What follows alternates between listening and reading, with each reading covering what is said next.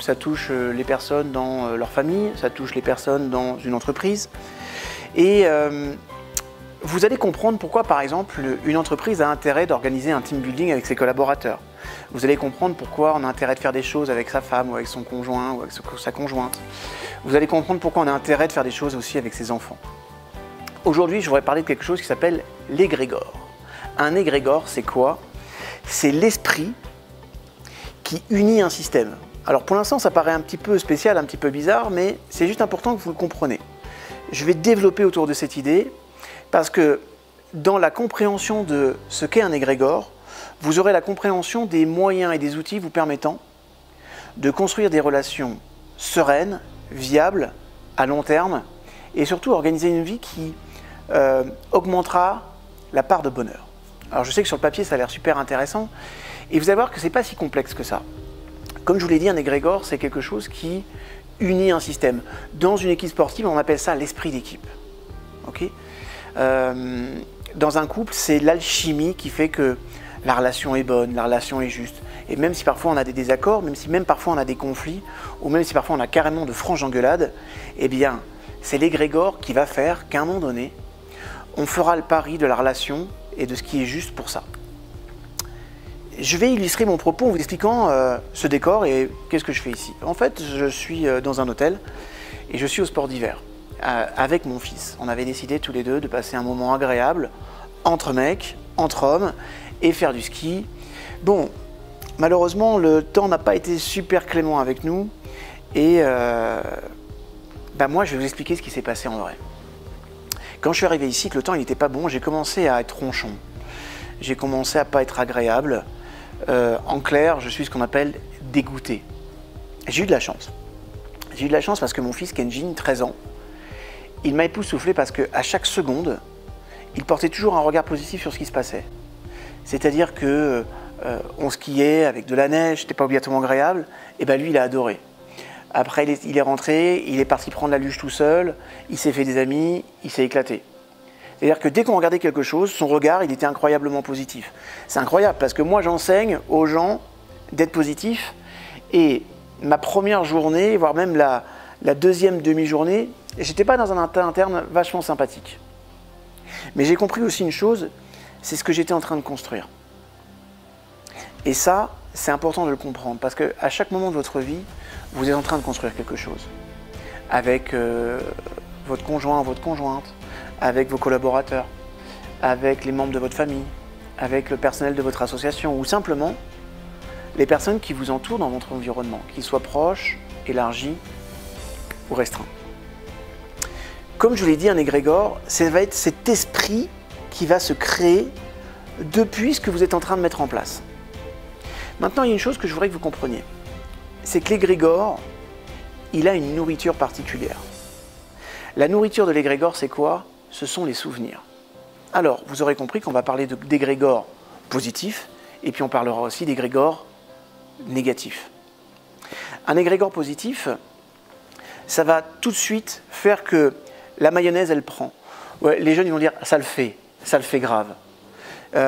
C'est une relation qui est facilitée, c'est un groupe d'amis qui va bien fonctionner ensemble, c'est tout un ensemble de personnes dans laquelle il va y avoir une véritable fluidité. On a tous connu ça pendant des soirées, on a tous connu ça pendant des moments conviviaux. Et puis il y a des égrégores qui sont négatifs. Là, la mayonnaise, elle ne prend pas. La relation devient de plus en plus difficile. Mais comme je vous disais, le grégor, il a une nourriture.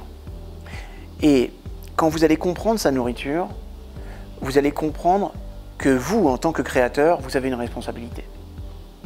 L'égrégore, cet esprit-là, cet esprit qui ressort du système, il se nourrit de quoi? Il se nourrit de souvenirs. Vous avez bien entendu, il se nourrit de souvenirs.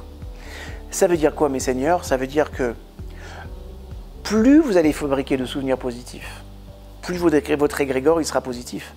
Plus vous fabriquez de souvenirs négatifs, et plus votre égrégore il sera négatif. Maintenant, un égrégore négatif, il génère du conflit et quasiment systématiquement de la rupture. Donc, si je reprends mon expérience avec mon fils, plutôt que d'être centré sur la météo qui n'est pas clémente, eh bien je me suis dit, ok, les choses sont ce qu'elles sont, qu'est-ce qu'on peut faire? Parce que quand même, si lui il est positif et qu'il a 13 ans, eh ben moi j'ai quand même toutes les raisons du monde pour l'être aussi. D'abord parce que je passe un moment sympa avec mon petit bonhomme, et puis qu'ensuite, c'est intéressant de voir combien parfois les enfants nous ramènent à l'essentiel. Et je vous rappelle que l'essentiel, c'est quoi? C'est l'essence du ciel. Et que cette capacité qu'ils ont de porter un regard tout le temps positif, tout le temps généreux, et ben ça c'est plaisant. Vous savez, c'est aussi pour cette raison qu'un enfant, jusqu'à l'âge de 5 ans, il rit en moyenne entre 200 et 300 fois par jour. Et nous les adultes, et ben c'est à peine 10% de cette somme. Pourquoi? Parce que le regard qu'il porte sur le monde, il est toujours sympathique et il est ultra positif. Donc la vraie question, c'est quand je suis dans cette semaine avec mon fils, c'est important de me rappeler qu'à chaque instant, je construis des choses. À chaque instant, je construis ou un souvenir positif ou un souvenir négatif. D'après vous, si je continuais à faire la tête pendant toutes les vacances, à ronchonner, est-ce que ces vacances, au final, vont être positives pour mon enfant? Est-ce que le souvenir qu'on va créer tous les deux, il sera positif? Non. Alors c'est vrai que j'étais venu pour skier, on a découvert un truc qui était très sympa et qu'on peut faire même par mauvais temps, c'est des belles balades en raquette. Donc on s'est fait des balades en raquette en nocturne, on s'est fait des bons restos tous les deux. On a eu une journée magnifique de ski, donc finalement on a aussi notre belle journée. Et ça suffisait parce qu'en fait le principe c'est de construire des souvenirs positifs. Et le principe, écoutez-moi bien, vous devez construire des souvenirs positifs avec les personnes que vous aimez tout le temps. Tout le temps. Et ça c'est important parce que si vous comprenez ça, vous comprendrez le secret d'une relation durable. Avec mon épouse, je réfléchis, et puis elle aussi, elle est dans cette dynamique. C'est qu'est-ce qu'on fait pour construire un souvenir positif ensemble. Ça peut être un bon repas, ça peut être une bonne balade. Une fois encore, ce n'est jamais une question d'argent. C'est une question d'intention et c'est une question de donner du temps pour ça. Maintenant, comprenez que si vous ne construisez pas de souvenirs positifs, obligatoirement vous fabriquerez des souvenirs négatifs. Et quand la somme des souvenirs négatifs est supérieure à la somme des souvenirs positifs, quand on demande par exemple, dans ton couple ça va, il y a des hauts, il y a des bas, mais franchement c'est pas terrible. Quand la somme des souvenirs positifs est beaucoup plus grande que la somme des souvenirs négatifs, quand on vous pose la même question, vous répondrez il y a des hauts, il y a des bas, mais franchement la relation est bonne, on s'éclate tous les deux et c'est vraiment génial. En fait, quand vous voyez une entreprise qui investit de l'argent pour créer un team building par exemple, parfois, combien de fois moi j'ai eu des DRH qui m'ont dit mais c'est quand même beaucoup d'argent dépensé, c'est vrai, ça a un coût. Et en même temps, on s'aperçoit que les équipes qui développent ce genre d'atelier, ou le fait de s'extraire de l'entreprise pour construire des souvenirs positifs ensemble, de mener une réflexion sur l'entreprise, d'avoir des activités communes dans lesquelles ils vont apprendre à se découvrir, on fabrique un esprit d'équipe.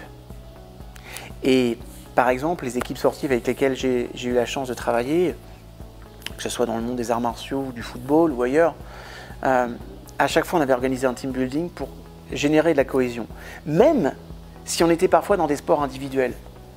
Parce qu'en fait, on s'aperçoit que même quand on est dans un sport individuel, mais qu'on est une équipe de France par exemple, t'as beau être une équipe de France, en équipe de France et dans un sport individuel, le fait d'avoir des collègues qui te soutiennent, le fait d'avoir des collègues qui te remontent le moral, qui vont te stimuler, qui vont te soutenir quand tu en as besoin, ça change tout. Et c'est ça qui rend l'esprit d'équipe grand. Ça veut dire quoi? Aujourd'hui, vous avez entre les mains un moyen infantile, tout bête, pour créer des relations à long terme. C'est d'avoir cette réflexion en tête en permanence. Qu'est-ce que je crée comme souvenir? Quel est le souvenir que je suis en train de créer avec mon enfant? D'accord? Ça peut être à travers des belles balades, ça peut être à travers le fait de l'accompagner dans une compétition sportive, d'être présent. J'aime à dire que le concert des One Direction, c'est pas vraiment ce qui m'attire le plus. Mais je sais que quand j'y vais, je sais que quand je crée ça, je sais que quand j'y suis avec ma fille, que j'ai emmené 2-3 de ses copines qui ne pouvaient pas obligatoirement s'offrir le billet et qu'elles s'éclatent, on crée un souvenir. C'est un ancrage. et à chaque fois vous faites une croix sur un souvenir supplémentaire. Donc, je vais vous inviter à réaliser quelque chose. Je vais vous demander, avec les personnes que vous aimez, dans votre vie, autour de vous, quels sont les derniers souvenirs que vous avez créés et quels sont les prochains souvenirs que vous allez créer avec eux. Qu'est-ce que vous avez besoin de mettre en place dans votre vie pour créer de bons souvenirs? Et une fois encore, ne pensez pas argent.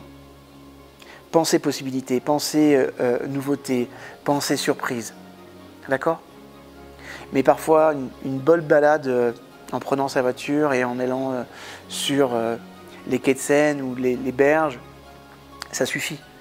D'aller se promener et d'aller faire quelques kilomètres pour voir un beau feu d'artifice avec une belle vue, ça suffit. Un pique-nique romantique, ça suffit.